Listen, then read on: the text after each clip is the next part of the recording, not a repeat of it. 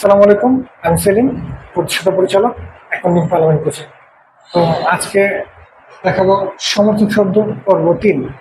আচ্ছা, এখানে video short করার কারণে আগে থেকে লিখে রাখছি যে ব্যাংক জমা এটা আমার কি সম্পদ, আর ব্যাংক জমা অতিরিক্ত এটা আমার কি দায়। ব্যাংক জমা কি, ব্যাংকে আমার যে টাকা জমা আছে, তাহলে ব্যাংকে আমার টাকা জমা আছে, এটা আমার কি সম্পদ। তো এই ব্যাংক জমাটা কি কি শব্দ, ওরা কি আরো কি কি শব্দ আছে সমর্থক শব্দগুলো? ব্যাংক ব্যালেন্স অর্থাৎ ব্যাংকে ব্যালেন্স আছে, ব্যালেন্স মানে টাকা আছে, সেটা আমার কি সম্পদ বা ব্যাংক জমা উদ্ধৃত।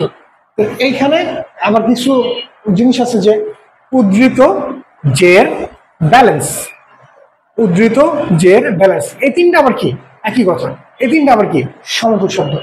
তাহলে এই ব্যাংক ব্যালেন্স, ব্যাংক জমার উদ্ধৃত, ব্যাংক জমার ডেবিট ব্যালেন্স বা ব্যাংক জমার ডেবিট জের, তিনটা কি কথা? একই কথা। তারপর আসছে কি ব্যাংক উদ্ধৃত, কি উদ্ধৃত? ব্যাংক উদ্ধৃত, ওই একই কথা। তারপর ব্যাংক আমানত, ব্যাংক আমানত কি মানে মানে আমার জমাকৃত টাকা আমি ব্যাংকে কি করছি, রাখছি, আমানত হিসেবে রাখছি, ঠিক আছে? এটা হলো কি ব্যাংক আমানত, এটা আমার কি সম্পদ। আচ্ছা, সম্পদ যদি কারো কিছু বুঝতে সমস্যা হয় তাহলে কি কমেন্ট বক্সে জানা যাবে। আচ্ছা, এবার ব্যাংক জমাতিরিক্ত, ব্যাংক জমাতিরিক্ত হলো আমার দায়, অর্থাৎ আমার ব্যাংকে যা জমা আছে তার থেকে কি আমি অতিরিক্ত উঠাইছি। ফর এক্সাম্পল, যে আমার ব্যাংকে জমা আছে 5 লাখ, আমি ব্যাংক থেকে উঠেছি 7 লাখ। বিশেষ দ্রষ্টব্য, এই জমাকৃত উত্তোলনের সুবিধা কিন্তু কি সব গ্রাহকদের জন্য না, ঠিক আছে?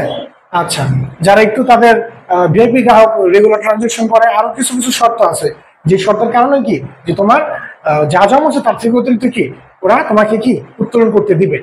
তো যেটা বলতেছি যে তোমার জমা আছে 5 লাখ, তুমি ব্যাংকে থেকে উঠেছো 7 লাখ, 2 লাখ টাকা বেশি উঠাইছো, তাহলে তার মানে কি তুমি 2 লাখ টাকা ব্যাংকের থেকে বেশি উঠাইছো, তুমি ব্যাংকের কাছে কি আছো, এই 2 লাখ টাকা দায় পরিশোধ করতে কি আছো, বাধ্য আছো।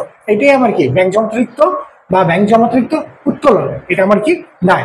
এবার প্রশ্ন হলো যে ব্যাংক জমাতিরিক্ত বুঝলাম, এখন এটা তো আমার দায়, যা জমা আছে তার থেকে উঠাইছি, বেশি উঠাইছে। এখন ব্যাংক জমাতিরিক্ত উত্তোলন বলছে, এখন যেহেতু উত্তোলন বলছে, উত্তোলন বললে তো মালিকানা সত্ত্ব হ্রাস পায়। অনেকে প্রশ্ন আছে, উত্তোলন বললে তো স্যার বা ভাইয়া মালিকানা সত্ত্ব হ্রাস পায়, তাহলে এটা কি করবো উত্তোলনটা? শুধু উত্তোলন, এর একটা আলাদা পারপাস ক্যাটাগরি আছে, এরপরেই দেখাচ্ছি প্রয়োজন উত্তোলনটা।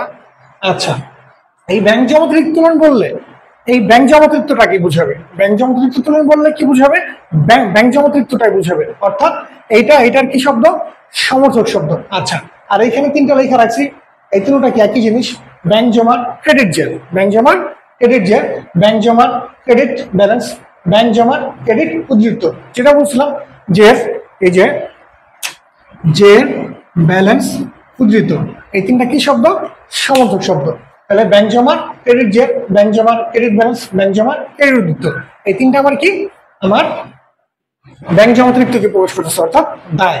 আচ্ছা, এখানে অর্থাৎ এক্সেপশনাল জিনিস আছে ব্যাংক ওভারড্রাফট, ড্রাফট অর্থ জমা, আর ওভারড্রাফট অর্থ কি অতিরিক্ত, মানে জমা অতিরিক্ত আমি উঠাইছি। আবার কেউ মনে করো না ড্রাফট অর্থ জমা আর ওভার মানে কি অতিরিক্ত জমা, এটা মনে করো না কেউ, অতিরিক্ত উঠাইছে মানে জমার অতিরিক্ত উঠাইছি, এটা হলো কি ব্যাংক ওভারড্রাফট। আর এই ওভারড্রাফটটাকে নিচে সংক্ষেপে কি ওডিও বলা হয়, ব্যাংক ওডি, ওডিতে কি হলো ওভারড্রাফট। আচ্ছা, তাহলে এই হলো আমার কি দায়। আচ্ছা, এই যদি কেউ কোনো কিছু বুঝতে না পারো বা বুঝতে যদি কোনো অসুবিধা হয় তাহলে কমেন্ট বক্সে জানা যাও। আর যদি ভিডিওটা ভালো লাগে একটা লাইক, একটা কমেন্ট, সাবস্ক্রাইব আর শেয়ার করে যাও। ধন্যবাদ। আসসালামু আলাইকুম।